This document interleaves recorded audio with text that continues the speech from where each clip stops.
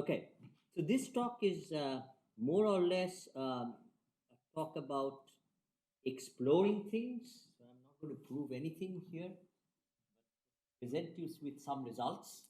And the hope is that we'll be able to understand this better sometime in the future. It's largely based on this paper which we wrote end of last year with Gautam and Anurag, Kishore and Mohammed, and some work which is in progress, very preliminary, to say the least.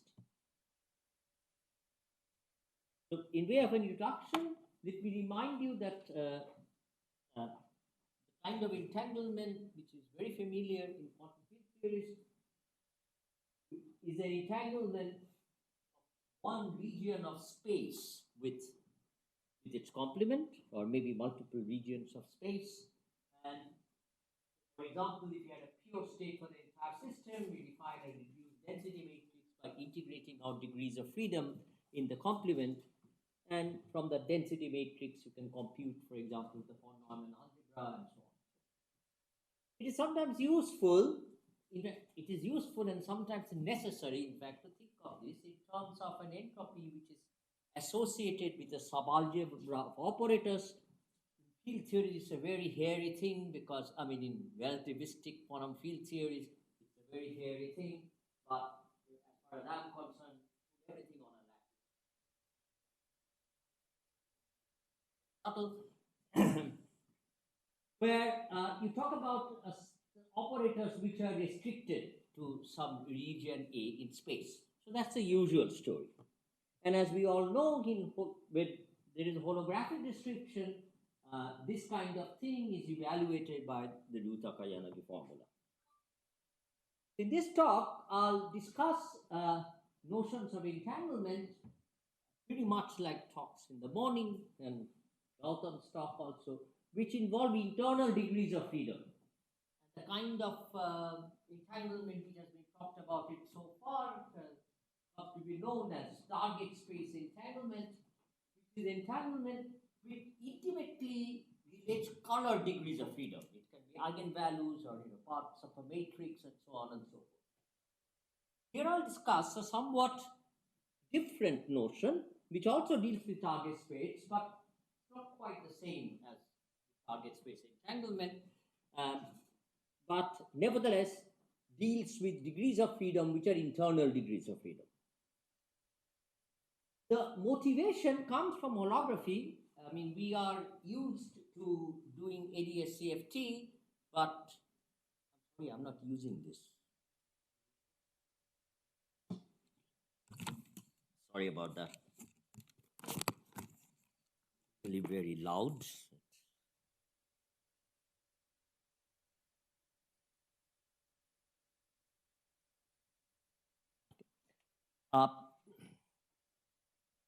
Yeah, but usually most of the time we forget about the fact that in concrete examples of holography, you never come up with some ADS-CFT. You come up with ADS cross something CFT, or there's always an internal space which is hanging along. If you really look at the microscopic realizations of holography, that's what you have to deal with.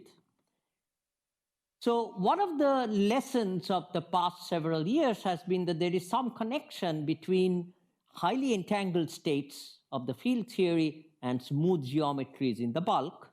And so it's a natural question to ask, is there an underlying reason for example, for ADS5 cross S5, for the S5 to be smooth?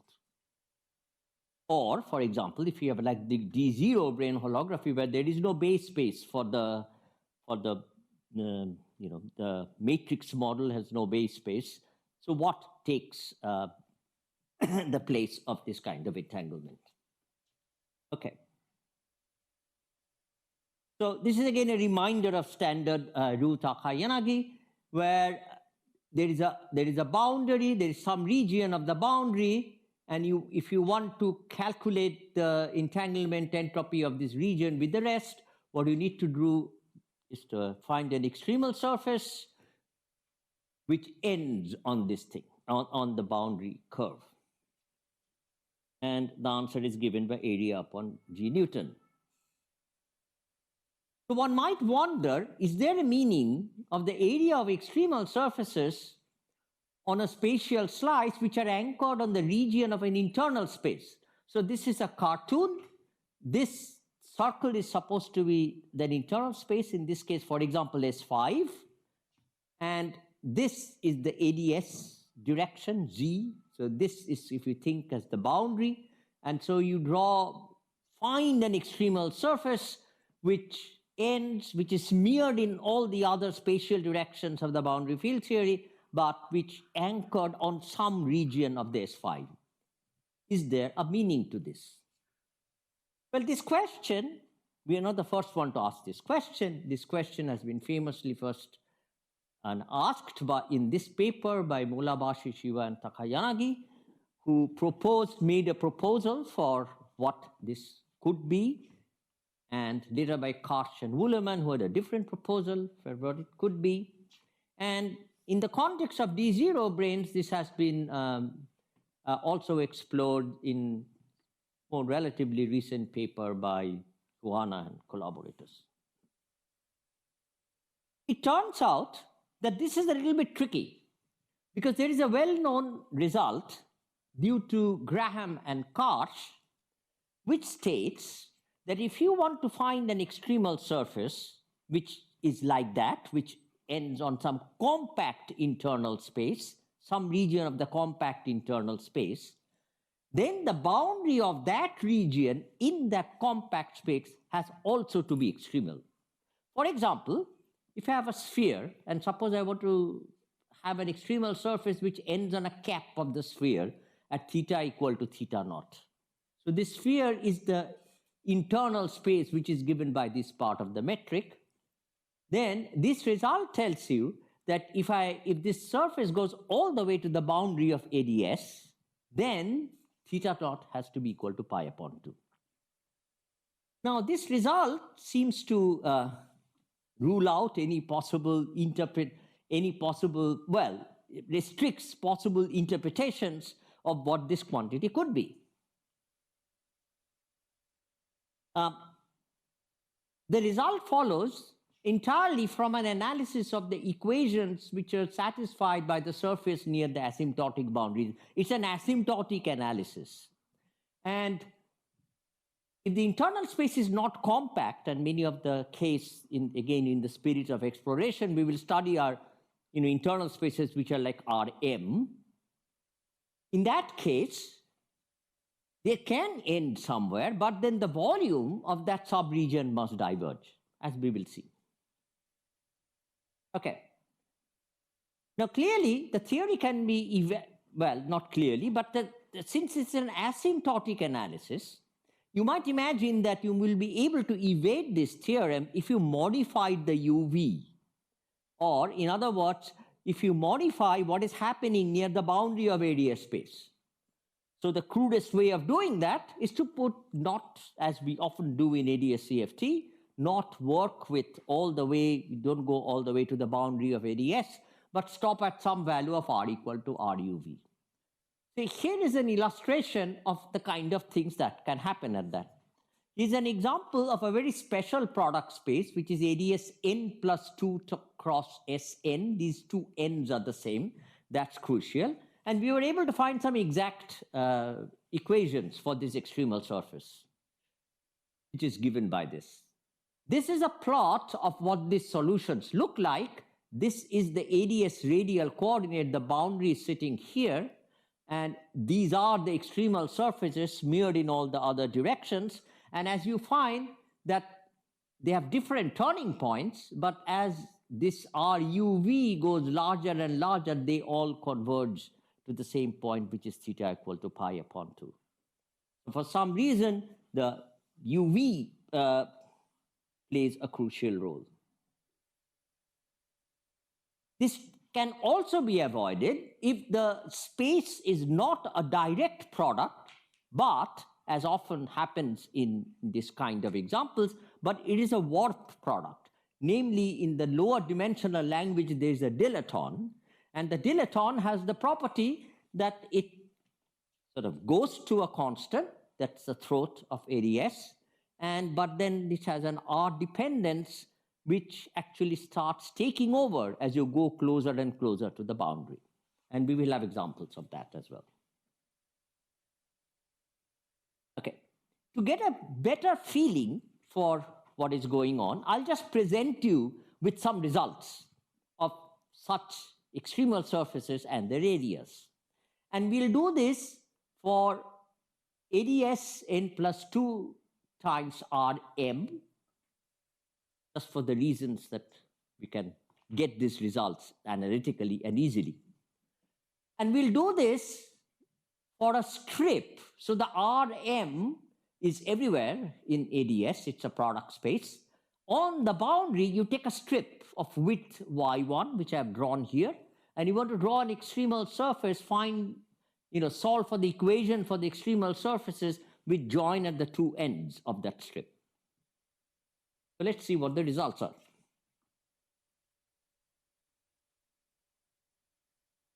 This is the equation which tells you the value of the ADS radial coordinates where this thing turns around. I'll call it a turning point. There's something very funny here. And the funny thing is, what you find is, because of the cosine thing here, there is a critical value of the strip width. And this critical value is given by pi upon 2 pi n. And beyond this critical value, an extremal surface with a turning point does not exist. What I mean by it not existing is that the turning point goes all the way to the Poincare horizon. It sort of touches that Poincare horizon. We'll see what happens if we keep increasing the strip width, because we can. I'm working in the Poincare coordinates, so it's the value, r equal to 0.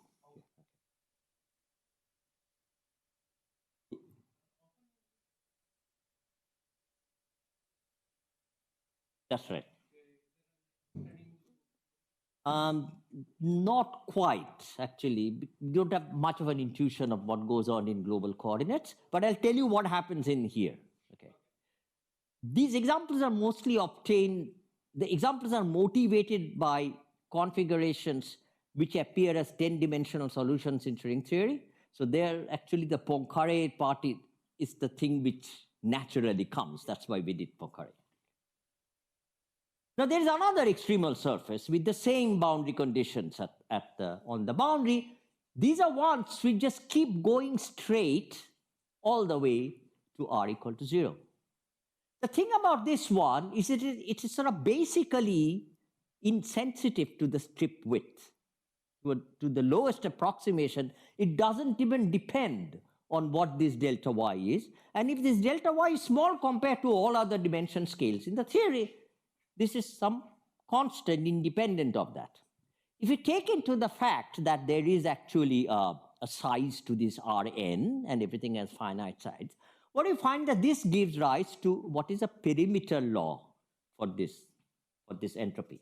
The previous one for small delta y is a volume law for the entropy, which is proportional to the width and all the other volumes which are encoded in here.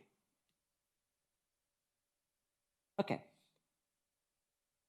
Now, why does this happen? There is an interesting difference for n equal to 0, where the factor becomes ADS2. So to understand these various results, we will use a crutch. And the strategy, the crutch we are going to use to understand this result is to embed these product geometries as infrared geometries of something else. So here is an example of such a full geometry where the infrared appears as a product. It's a solution of, it is a solution which flows from ADS5, which is dual to the standard n equal to 4 Young-Mills theory, to ADS3 cross R2. The solution was found by Docker and Krauss. The flow is triggered by a magnetic field on the boundary. So the boundary n equal to 4 theory has a magnetic field where the magnetic field is in one of the U1s of the SO6R symmetry. It's an external magnetic field. Now consider an RT surface which is anchored and stripped on the ADS5 boundary. So what we want to do is to do a standard calculation of an extremal surface, which everybody knows about, which you take the ADS5 boundary, you take a strip of some width delta x1 and see how it behaves. And this is what he found. What you find is that when this width is large compared to the scale which governs this flow, and that the scale is set by this magnetic field, then this surface keeps going straight till it basically reaches the region, the infrared region, where it is ADS3 cross R2. So most of the delta x dependence happens here. So if you either subtract this out or you take the answer and take a derivative with respect to the strip width, you get an answer which is relevant to the infrared geometry. In the full theory, the RT surface is a standard RT surface, and which is anchored in the region of the base space. And what we are calculating is standard base space entanglement entropy. However, from the point of view of the IR theory, the field theory is now something which is dual to ADS3 cross R2. So the field theory is a 1 plus 1 dimensional theory with an internal space which is R2. That internal space was a base space in the deep UV. It has become an internal space in R2. Good. There is now a clear meaning of what this strip width dependent piece of this extremal surface means. Because in the UV, you're taking some operators which are functions of x1, x2, x3 and time with some conformal dimension delta.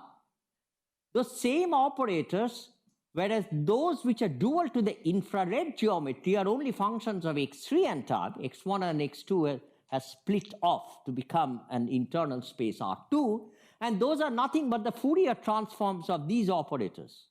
Except now in the IR, the conformal dimension of these operators depend on K, on the momentum, because it's in the infrared geometry, those fields appear like Kaluza-Klein tower of the R2.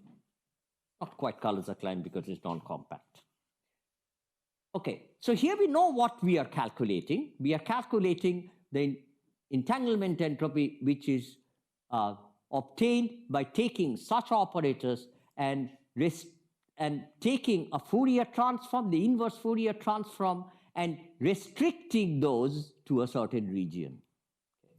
These are the operators of the IR theory, primary operators of the IR theory. You have combined them in this particular fashion. The reason we combine them comes from the parent UV theory, which is ADS5 or n equal 4. Oh, because we are, because, again, we are doing the Poincare patch of ADS5. So actually, there is an R2 which is splitting off. If you are doing in global coordinates, there will be something. But we want to put a magnetic field in there, so it's R2 is good. Okay. In the dual theory, we are considering some kind of an RG flow. It's a strange kind of an RG flow because it changes the dimensionality of the field theory. But we now understand some of the results.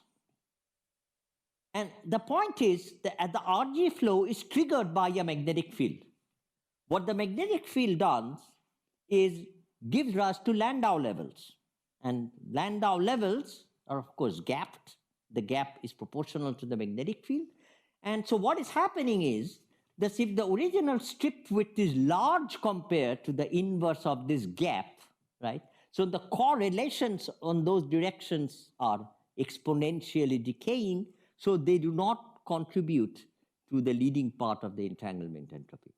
And that we are seeing in the infrared theory as uh, a kind of a volume dependence up to some strip width, but once you exceed that strip width, the result becomes a perimeter law, and because of this exponential fall off.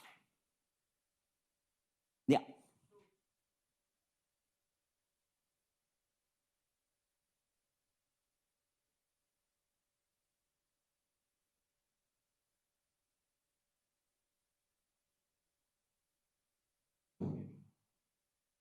Right. That's the width of the strip width you're talking about, right? Yeah.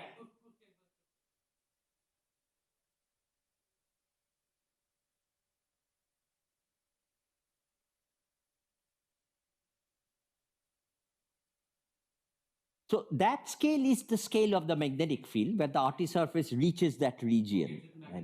And you're right, there is no clean separation of these two scales. I mean, it's probably some number which is hanging around there. And I think it will be nice to have examples where there is a parametric separation of these two scales. But that's an important point. So let me skip. I should just tell you, the story is a little bit different when for a more familiar example of a extremal Reissner-Nordstrom black hole, which is flowing to ADS2 cross R2 with a Worth product. The main difference in this case, the general features are exactly the same as the case which I described, but the main difference is that the earlier example has a strong ultraviolet sensitivity. You know, there was an RUV which was sitting out in front of the final expression for this entanglement entropy, which of the area of the extremal surface. In this case, because of this dimensionality, what happens is that UV piece is independent of delta y, which is a splits off from the main result, and that main result, which is the strip size dependent result, is not sensitive to the ultraviolet cutoff. I think that's a feature of 2D dimensions. It's pretty much like in entanglement entropy, the log. In 2D, it's a log, and the log is insensitive to that. Okay, good. What about product spaces? So for these flow geometries, we have a clear understanding of what we are calculating. What about product spaces? In product spaces, we could speculate, and this speculation was conjectured by Karch and Ullmann, and in the context of D0 branes also explored in this paper, is that we do a similar thing. Namely, we take operators which are primary fields of, say, for example, in this case for ADS5 cross S5 of the n equal to 4 theory, we collect together those operators folded by some spherical harmonics, take those operators, takes products of those and sums of those, and form a subalgebra with those angles restricted to some region. So that defines an subalgebra. Maybe it's an entanglement entropy which is related to this subalgebra. I would like to point out that it is a bit different from the target space entanglement. Because over there, in all those versions of this entanglement, if you want to do it in a gauge invariant fashion, you have to introduce a projector inside the trace. After all, I mean, like the talks in the morning, they were entanglement of color degrees of freedom. So that's why they got to do with D branes rather than supergravity modes, for example. This one, if you think of restricting regions of some theta phi space, they don't do anything to the color. They are already, the trace over colors have been taken. You have operators which are already gauge invariant. You take those operators and do a projection on them. So in a sense, these don't relate directly to the physics of D branes. So let me finish by asking, is this a reasonable thing to do? I mean, okay, you have some primary fields, you package them together to define some functions of theta and phi. Why is this useful at all? I mean, why? I mean, of course, you can form an algebra and say this is the entropy, end of story. But we'd like to learn more and explore whether these make any sense at all.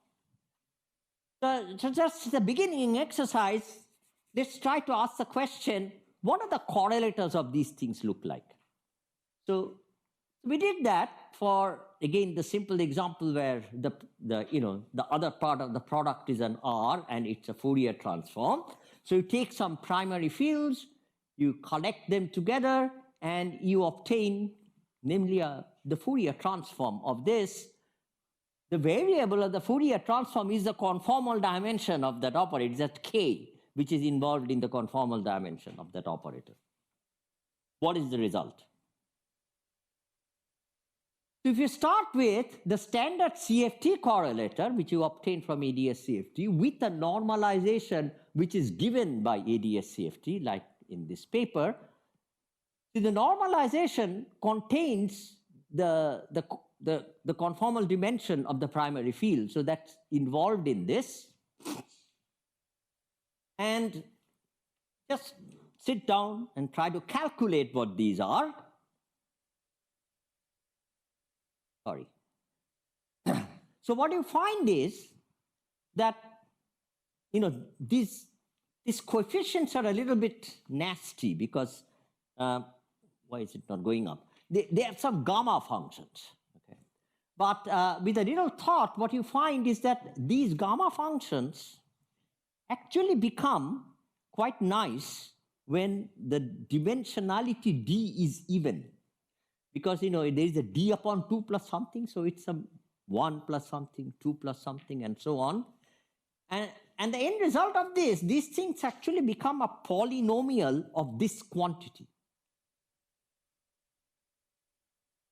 And then it's sort of relatively straightforward to write down an expression for what the correlators of these things are.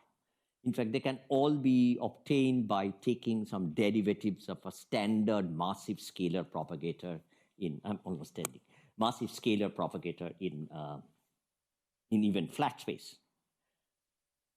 What we seem to find that except for the case when D is equal to 2, which is ADS 3, the non-analytic terms of the integrands which come because of the square root, because of these non-analytic terms, of course, there are always analytic terms which give rise to derivatives of delta functions, contact terms in such correlators. The non-analytic terms give rise for short distances to a short distance singularity which looks like this. So there are two things which need to be taken to 0 to see this short distance. You have to take there was it was sort of hidden. I'll just take one more minute. It's sort of hidden here.